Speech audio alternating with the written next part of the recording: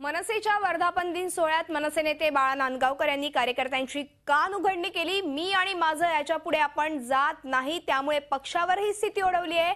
पक्षाचे कार्यकर्तेच लोकांपर्यंत पोहोचण्यात कमी पडतायत अशा शब्दांमध्ये कान पिचक्या देतानाच तुम्ही प्रामाणिकपणे पक्षासाठी काम करता का असा सवाल बाळा नांदगावकर यांनी केलाय। मी आजपासून स्वतःला महाराष्ट्राला अर्पण केलंय, मी कायम तुमच्या सोबत राहीन असंही त्यांनी यावेळी जाहीर केलंय। आपण बघतोय की आज वर्धापन दिन आहे मनसेचा 9वा आणि त्यावेळी बाळा नांदगावकर यांनी आपल्या कार्यकर्त्यांना कान पिचक्या दिल्यात। आपली घोडदौड थांबलेली नव्हती, परंतु पक्षामध्ये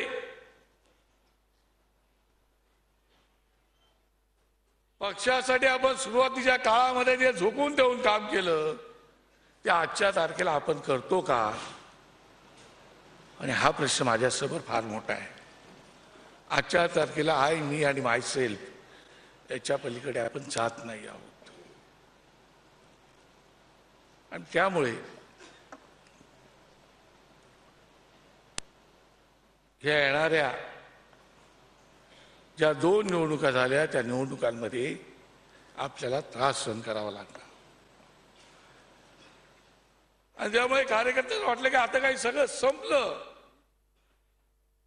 आता काही खरं नाही। माझ्यावरही आरोप झाले, माझ्या नावाच्या घोषणाही झाल्या, वर्तमानपत्रात बातम्याही आल्या की मी ह्या पक्षात चालू त्या पक्षात चालू। त्याच्यावरती मी एक शब्दही बोललो नाही, कारण माझं ठाकरे कुटुंब हे माझं सर्वस्व आहे।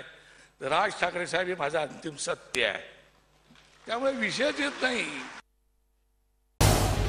झी 24 तास रहा एक पाऊल पुढे।